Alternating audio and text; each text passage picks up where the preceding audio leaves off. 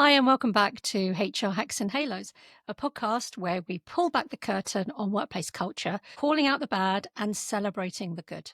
I'm your host, Jeevan Dempsey. I'm a HR consultant with over 20 years' experience of HR transformation and changing company culture through people, through process, and through technology. In today's episode, I want to talk about the very recent and very public fallout between President Trump and Elon Musk, and why it actually matters far beyond the headlines. In my view, the Trump-Musk bromance and bust up is a really good case study in toxic masculinity and toxic leadership. And why does it matter? Because the story isn't just about two very rich and very spoiled, powerful men falling out. It's also about their behaviors, the messages, and the ripple effect that their public feud actually sends to the business world and to wider society. It kind of reveals the connection between leadership and corporate vulnerability and why leaders everywhere really need to pay attention. But let's call it what it is. The feud wasn't professional. It was performative, if you think about it. There were classic symptoms there of toxic masculinity. They were all on show. For example, daily posturing and peacocking. Instead of resolving conflicts behind closed doors, they both chose social media for the spectacle and to battle it out. There was zero accountability on either side. Neither Musk nor Trump actually took ownership of their own part in that fallout. Musk did go on to say that he'd gone too far, but that's not an apology itself, grounded in self-awareness or contrition. It's more of a PR reaction to the fallout that inevitably came. They were also very, very hypersensitive and hyper-competitive. They framed their achievements like a power contest, who built more, who influenced more, who made more bigger moves, and also personal attacks that those disagreements became very, very personal. So Musk kind of involving and evoking the Epstein rumors that I believe are completely unfounded. And Trump called Musk a drugged up tech bro.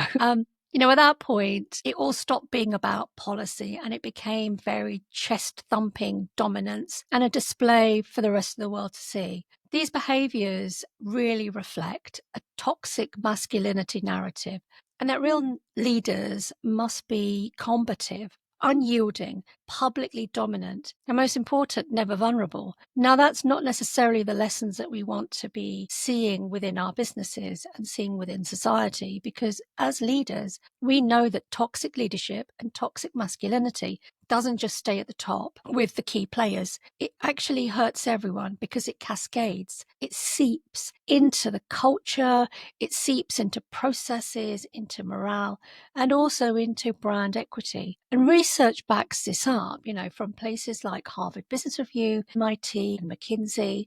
Toxicity is 10 times more predictive of attrition. So it's natural that employees with toxic bosses and working within a toxic culture are 54% more likely to quit within a year.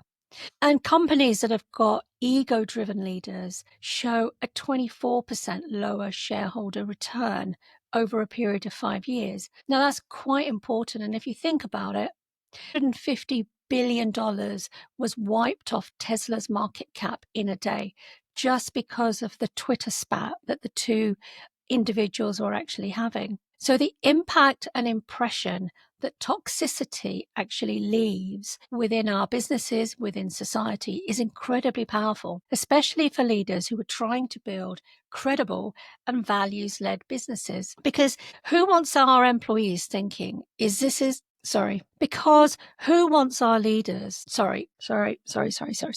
because who wants our employees thinking, is this how leaders behave? Are we part of a business built on ego, not on ethics? Or perhaps our clients thinking, is this company too volatile to actually trust with investment or my contracts or even any long-term collaboration? Or perhaps even our future leaders, is performative masculinity actually rewarded more so than emotional intelligence? We don't want them to be thinking along these lines. We want our employees, we want our customers, and we want our future leaders to be thinking that our businesses are a place of somewhere where they can actually thrive. Unfortunately, though, these impressions undermine everything when we're trying to build. These impressions of toxic masculinity actually undermine everything that we try to build in modern leadership. Trust, psychological safety, In fact, these impressions undermine everything we try to build in modern leadership, which is around trust. It's around psychological inclusion. No, it's not, for fuck's sake. Sorry, let's just rewind. But these impressions of masculine toxicity actually undermine everything we try to build in modern leadership, which is about trust. It's about psychological safety. It's about stakeholder inclusion and mature accountability. I've got to say that the whole Elon Musk Trump saga has been a gift for the rest of the world, because we know we can do better and we must do better. But if we look at what good leadership actually looks like, by contrast, good leadership is about vulnerability and an emotional honesty, not about aggression or posturing or peacocking. Dialogue and feedback, not public put downs. Shared power and collaboration, not dominance, not blame. And long-term thinking and planning, and not just about instant retaliation and hit. Accountability and not deflection and denial. In summary, leaders who model and espouse humility, clarity, and purpose-built, sustainable cultures. Sorry, that doesn't make sense. Let's just rewind. In summary, the leaders who actually espouse and model humility, clarity, and purpose build sustainable cultures which are based on belonging and collaboration and not fear. The Trump-Musk fallout isn't just a headline. It's a live action demonstration of how egos and ego-driven masculine coded leadership can actually derail our businesses. They can derail our relationships, and they can also derail public trust. I think it's actually a wake-up call for boards and investors and employees, and especially for us in HR, to ask the kind of questions. What kind of leadership are we actually rewarding? What kind of culture are we actually creating and fostering, maybe even protecting? I think the world has had enough toxic bravado. Isn't it time for something better? So that's it for another episode of HR Hacks and Halos. Thank you again for tuning in. I hope you will follow and rate the podcast so we can use it together to change company culture. Please don't forget to comment and let me have your questions, and connect with me on LinkedIn, Jeevan Dempsey. Back. So I hope that you will follow and rate the podcast so we can use it together to change company culture. Please don't forget to comment and let me have your questions. And of course, you can connect with me on LinkedIn. So till next time, I can give you some more HR hacks, and together, let's polish some more HR halos. Till next time, see ya.